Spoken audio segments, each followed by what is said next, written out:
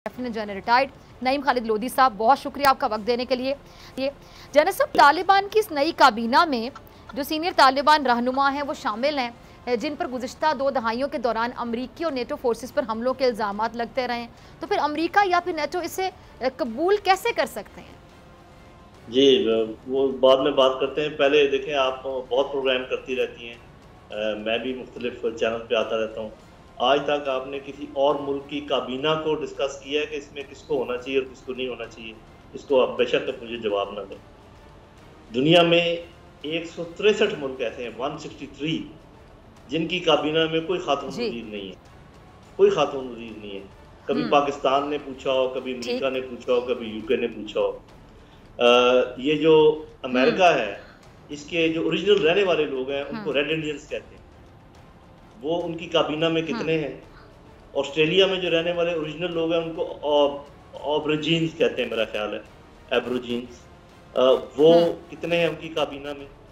तो तालिबान ने कोई खैरात में नहीं ली है अपना फ्रीडम, अपनी आज़ादी खैरात में नहीं ली है। उन्होंने जिस तरीके से ली है आपको भी पता है, मुझे भी पता है। तो आप मुझे पहले ये बताइए कि आपके ख्याल में इखलाकी तौर पे उनको ये चीज़ें डिक्टेट करने का हक क्या है आपके पास, या अमेरिका के पास, या यूके के पास? फिर हम आगे चलते हैं। वो आप बिल्कुल सही कह रहे हैं, आप बजा फरमा रहे हैं, लेकिन डिस्कशन तो हो रही है ना, तमाम लोग इस बारे में बात तो कर रहे हैं। डिस्कशन इसलिए हो रही है जी जनरल साहब, ठीक है, मैं आपकी बात से किसी हद तक एग्री करती हूँ। जी जी, ठीक है, चलिए फिर हम आगे चलते हैं। ठीक है, जैसे आपने कहा आगे चलते हैं। ठीक है, आगे चलते हैं। इस इशू पर ज़ाहिर बात है बात कर रहे हैं, तमाम लोग डिस्कस कर रहे हैं, अफगानिस्तान पे सबकी नज़रें हैं, तो फिर बात से बात निकलेगी, बहुत सी बातें हैं और ये अहमियत की हामिल है बात। तर्जुमान तालिबान ने प्रेस कॉन्फ्रेंस की जनरल साहब, और पंजशेर में जो मुज़ाहमती फोर्सेज हैं उनको शिकस्त देने का ऐलान किया था, लेकिन जो सोशल मीडिया पर अहमद मसूद ने जो जंग है ताहाल जारी रहने का दावा किया है, और ये जो पंजशेर है इसकी कौमी मुज़ाहमती इत्तेहाद ने तालिबान की जो अबूरी काबीना है उससे गैर कानूनी भी करार दी है। तो जनरल साहब, तालिबान हुकूमत के लिए अब ये कितना बड़ा ख़तरा है ये मुज़ाहमती इत्तेहाद, और क्या कोई और मुल्क पस पर्दा हम कह सकते हैं कि इनकी सपोर्ट में हो सकता है आपके मुताबिक? जी बिल्कुल, जितने भी मालिक हैं जिनको जद पड़ी है वो सब के सब उनकी सपोर्ट में होंगे, जो ये पंजशेर से कुछ लोग। पहली बात तो ये कि आपको पता होना चाहिए कि बहुत अरसे के बाद पहली दफ़ा कोई फौज या मिलिटेंट्स जो हैं वो पंजशेर में दाखिल हुए हैं। इससे पहले कभी किसी ने उनको दाखिल नहीं होने दिया। तो ये तालिबान ही है। उन्होंने बड़ी कोशिश की कि सिविलियन कैजुअल्टीज ना हो, इसीलिए थोड़ा टाइम लगा, अदरवाइज उन्होंने सबको जो है ना घेरा हुआ था। ये ऐसे ही है मेरी बहन के जैसे पाकिस्तान से निकाला हुआ कोई शख्स कहीं बैठकर स्विट्जरलैंड में या कहीं ये ऐलान करे कि मैं एक पैरेलल हुकूमत का ऐलान करता हूँ और मैं नहीं मानता पाकिस्तान की हुकूमत को, तो उसको कितना लिफ्ट कराएंगी? तो ये सारी चीज़ें ये देखने की हैं। बुनियादी तौर पे अमेरिका, यूके, CNN, BBC एक उन्होंने कैंपेन शुरू की हुई है, साइकोलॉजिकल कैंपेन शुरू की हुई है कि वैसे तो फिजिकली तो उनको नहीं हरा सके, तो इस तरीके से इनके साथ काम करते हैं। बात यह है कि अभी तक तालिबान ने जो कुछ किया है, जो उनका रवैया है, उस पर किसी को कोई इतराज़ नहीं उठा, दुश्मन भी इतराज़ नहीं उठा सके कि जी उन्होंने ये काम गलत किया है। ये कह रहे हैं कि उनको ये ऐसे करना चाहिए, ऐसे करना चाहिए, आगे की खदशात का इजहार कर रहे हैं। तो हमें इंतज़ार करना चाहिए। तो अगर तो अफगान तालिबान अपने कॉल पर पूरे उतरते हैं, जैसे वो कह रहे हैं कि हम ख्वातीन का भी ख्याल रखेंगे, बच्चियां भी पढ़ेंगी, अकलीतों का भी ख्याल रखेंगे, अपने इलाके को इस्तेमाल नहीं होने देंगे टेररिज्म के लिए, अगर ये सारी बातें सही साबित होती है तो ठीक है। जहाँ तक ये है कि अगर लोग वहाँ पर निकालते हैं जुलूस, फॉर एग्जाम्पल निकालते हैं, तो इस बात पर नहीं हैरान होना चाहिए कि वहाँ पे जुलूस निकला है तालिबान के खिलाफ। हैरान इस बात पे होना चाहिए कि तालिबान ने उस जुलूस को निकलने दिया है। असल में जो स्टडी करने वाली बात वो ये है, जिससे पता चलता है कि तालिबान चेंज हुए हैं। तो मेरा ख्याल ये है कि अब तक जो कुछ हुआ है, तालिबान ने पूरी दुनिया को हैरत में डाला है, और आगे जो होने वाला है ये पूरी दुनिया मजीद हैरत में जाएगी, जो तालिबान अपने मुल्क में इंशाल्लाह अच्छा करेंगे। और ये अगर अमेरिका ने वो पैसे भी ना दिए जो कि तालिबान के अपने हैं, जबकि वहाँ पर अफगानिस्तान में बच्चे भूखे मर रहे हैं, वो तालिबान के बच्चे नहीं हैं, वो अफगानियों के बच्चे हैं, और अफगानियों का पैसा $9 बिलियन पे बैठा हुआ है।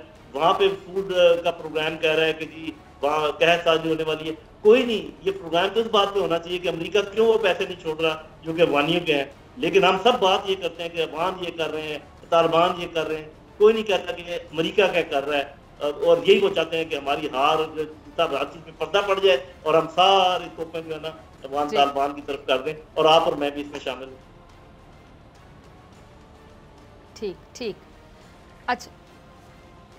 अच्छा, हम आगे चलते हैं जी। जाना साहब, अमरीकी सेनेटर लिंडसे ग्राहम ने कहा है कि जी तालिबान अफगानिस्तान को मुकम्मल तौर पर कंट्रोल नहीं कर पाएंगे और वहाँ के हालात, वो कहते हैं जी उनके हालात से मजबूर होकर अमरीका को दोबारा अफगानिस्तान में फौजी भेजना पड़ेंगे। तो क्या आपको लगता है कि ऐसी गलती अमरीका कर सकता है दोबारा? जी, पहले तो लिंडसे साहब से ये पूछना चाहिए कि जब आप वहाँ 20 साल थे तो क्या आप अफगानिस्तान को मुकम्मल तौर पर कंट्रोल कर पाए थे?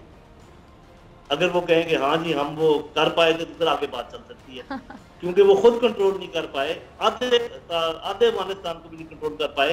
तो बिल्कुल बेवकूफाना बात है, गैर अखलाकी बात है जो उन्होंने की है, और उनको कोई जवाब नहीं ऐसी बात करने। यानी हम ये कह सकते हैं जना साहब के जो हारा हुआ शख्स है वो अक्सर इस तरह की बातें करता है, तो इसमें उनकी हार छुपी हुई जो नजर आ रही है उनके अल्फाज में। आप तो समझदार हैं, आपके जो नाज़रीन है जो देख रहे हैं वो भी समझदार है, इसलिए इसके भाई जो यहाँ पर मुकम्मल यूएन की सैंक्शन के साथ इतनी ज्यादा फौजों के साथ आए थे, उनका ये कहना कि हम दोबारा आ जाएंगे, देख लें फिर वो आप अंदाजा लगा। अब फिर एक और बात जरूर नहीं तो फिर मेरे ख्याल से फिर ये खुद को सुपर पावर भी कहना बंद कर दें, यानी तालिबान की तादाद इनको इतनी कम लगती थी, इनको लगता था कि इनके पास जदीद असलहा है और इनके फौजियों की तादाद बहुत ज्यादा सुपर पावर है, तो इतनी शिकस्त से दुचार होकर वहां से निकले हैं, तो इनको तो मेरे ख्याल से फिर ये भी कहना बंद कर देना चाहिए कि हम सुपर पावर हैं। जी, असल में बात ये है कि सुपर पावर की जो डेफिनेशन है, अब जब अमेरिका सुपर पावर बना था सेकंड वर्ल्ड वॉर के बाद, तो उसका एक हमदर्दाना रवैया था पूरी दुनिया की तरफ, और जहां भी कोई प्रॉब्लम होता था, कहत साली होती तो उन्होंने पूरी दुनिया की मदद की और दुनिया को अपने पांव पे खड़ा किया, इसमें कोई शक नहीं है। जब तक उनका ये रवैया हमदर्दाना रहा तो अल्लाह ने भी उनकी मदद की और उनकी सुपर पावर जो है स्टेटस वो कायम रहा। जब ये अकेले सुपर पावर रह गए यूएसएसआर की डिमाइज के बाद, रशिया जब बन गया, इनका रवैया बदल गया, इनमें रऊनत आ गई, इनमें फरौनियत आ गई।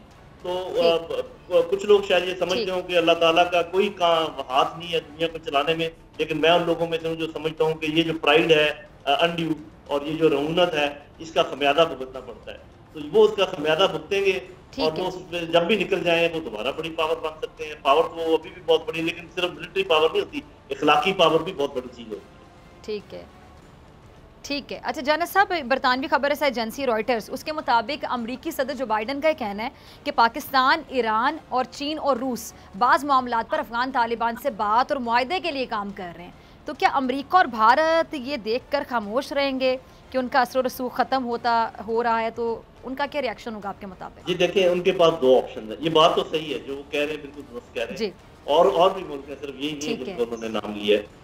इसीलिए मैं कहता हूँ कि अफगान तालिबान हैरान कर देंगे, इसलिए कि वो हाथ नहीं फैलाएंगे अमेरिका के आगे कि मेहरबानी करके वो उन कौमों जैसे नहीं है जो फौरन घुटने टेक देती हैं और फौरन माफिया तलाफियों पर आ जाती हैं। मैं जिसकी तरफ इशारा कर रहा हूँ उसकी जरूरत नहीं है ज्यादा करने की। तो बात यह है कि बहुत मुल्क हैं जो उनकी मदद को तैयार हैं और वो उनकी मदद करेंगे। उसके अलावा ये खुद लोग भी मेहनत करेंगे और इनके लल्ले तल्ले भी वो नहीं होंगे जो अशरफ गनी के ज़माने में थे, तो ये कम पैसों में भी गुजारा कर लेंगे। और ये अगर अपने इखलाक का जो मोड इन्होंने इख्तियार किया है, माफ़ करने का, आगे चलने का और सबको साथ लेकर चलने का, अगर ये इस पर कायम रहे तो मेरा ख्याल है इन तमाम चीज़ों से ये निकल जाएंगे। और ये दुरुस्त है वो जो कह रहे हैं कि बहुत सारे मुल्कों के साथ बातचीत कर रहे हैं उनके साथ काम करने के लिए। तो अभी मैं कहता हूँ इनके पास दो ऑप्शन हैं, अमेरिका, यूके और इनके जो साथी हैं, या तो यही मुखासमाना रवैया कायम रखें और हारते चले जाएं, यानी कि पहले फिजिकली हारे हैं, उसके बाद आप देखेंगे कि ये इखलाकी तौर पे भी हार जाएंगे अगर इन्होंने यही रवैया रखा कि किसी के पैसे जो उसके अपने हैं उनके बच्चों के लिए आप ना छोड़ें, तो वो उसमें क्या है। दूसरा बात ये जो कि जिसका ज्यादा इम्कान है, दूसरा ऑप्शन जो है वो ये है कि वो पैंतरा बदल के वापस आएंगे और उसके लिए पाकिस्तान फिर बहुत अहम हो जाएगा। पाकिस्तान को आके कहेंगे छोटे भाई सॉरी यार वो बातचीत वैसे हमारे मुंह से कोई निकल गई, आप बड़े अच्छे हैं, तो हम चूंकि जैसे हैं फौरन उसी का में आ जाते हैं, अभी तक तो आए नहीं है।